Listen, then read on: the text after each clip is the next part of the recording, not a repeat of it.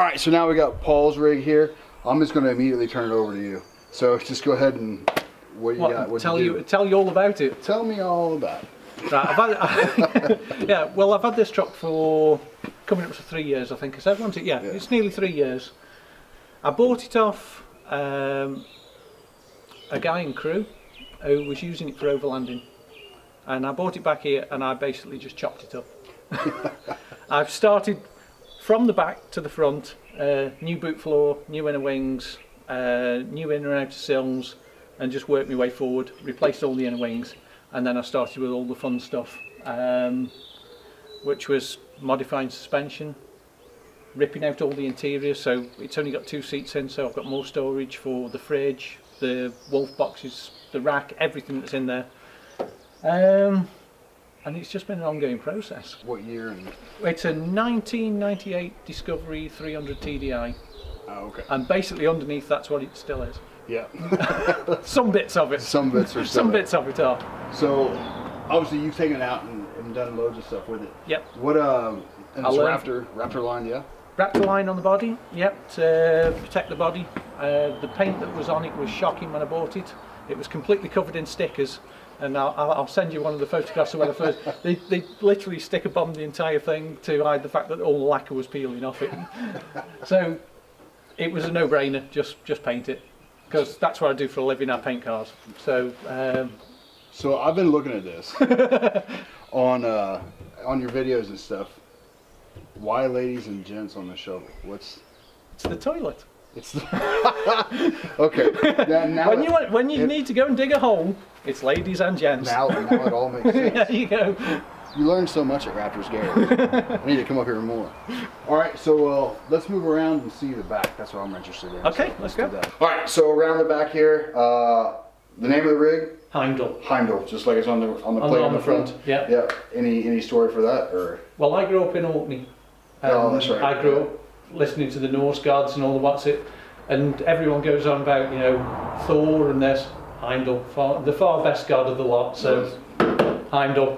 We're gonna have to look. I'm gonna have to get educated. So yeah, look it up. Yeah, we'll do. All right. So what we got back here? Right, we've got a 45 litre terra firma fridge. Okay. That's my wolf boxes with all my plates and basically everything. There's one box that's full of recovery equipment. There's one box that's full of spares. And then the other 2 are just for like dry goods. Okay, that's what I was going to ask, where the dry storage stuff with. Yeah. Camp stove, yeah? Yeah, gas powered camp stove. Powered, okay. Yeah. Just so we don't have to carry a gas bottle. There's just for the fuel. It's easy because both me and Chris run the same Coleman stove. Yeah. So 5 litres of just ordinary unleaded petrol. For a while, I imagine. Yeah, forever. So that's why we haven't got gas bottles. Yeah. And I know you got winch in the back, and then you got Rhino winch on the front, correct? Yes. And then how much is the winch in the front? £13,500. Same as this one, yeah. And that one's 13. 13, okay. Yeah, not quite as big on the rear. Yeah. And then obviously LEDs and the roof rack. Which roof rack is this? Do you know? Yes, it's direct 4x4. Direct 4x4. Wanted to get the terra firma one. Yeah. Which is aluminium, and it was out of stock.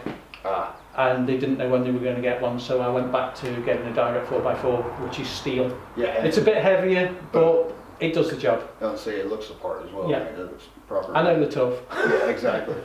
And then you've done the cargo net inside. Yeah, that's just for loose clothing, damp clothing, whatever. It's just the best use of space. I actually pulled the headliner out, and this is wood. Oh, nice. So that's actually tied in, screwed into the roof, so that'll actually take a bit of weight. So if we want to screw anything up there, we can. Nice. And that's one of the things I want to do in mine is get the overhead thing is just like such wasted space. So you're gonna use it for. I mean, if you know when you've been out camping and you've got wet jackets, chuck them up there. Yeah. Because there's nothing worse than wet clothing, is it? At the end of the day. Right, yeah. And leaving it balled up on the bottom side. Yeah, it does dry. At least it gets in the warmest part of the car, and it does dry out eventually. Yeah. And same with bedding and just airy temps up there and whatever. Smart. And so I'm getting from you and Chris's rigs, I'm getting all these ideas. Like, I'm gonna go back and the missus is gonna be like, "There's more packages." How much is this cost? Yeah, exactly. It's free. And then the table, I think we can get that. Yeah, we can get it in there. Yeah. Will it? It's just something I knocked up in the afternoon. It's just some 9mm marine ply. Hold it with a pin. No.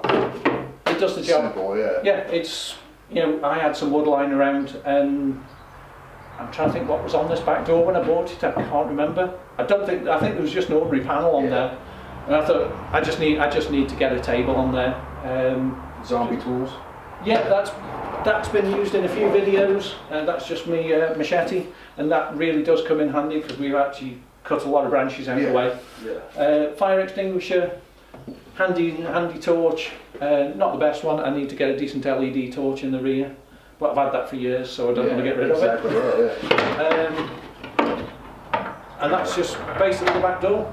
A split pin and a bit of wood. Yeah. What else you need, mate? I know how much some of these go for, obviously, because I have one, and that's everything mine does. Yeah, it's a table. Exactly. What else you need? You know, it's like that's so smart. We've got toolkit over on the far side. That's just where you need it, just to hand. Yeah. And which? Sorry, I was going to say, which tent you have there? That's the armadillo roof tent and the armadillo awning. Okay, cool. Which is pretty much the same one that you're looking at from the Tough Tracks. Yeah. Okay. There's a good video on that if you want to see the comparison. Well, definitely, because Chris has got the Tough Track tent, the rooftop tent, and the armadillo, and they did, like you said, a great comparison video. And I'll put a link in there for you guys. Check that out, man. Actually, I've spent a lot of time watching it, trying to figure out what I wanted.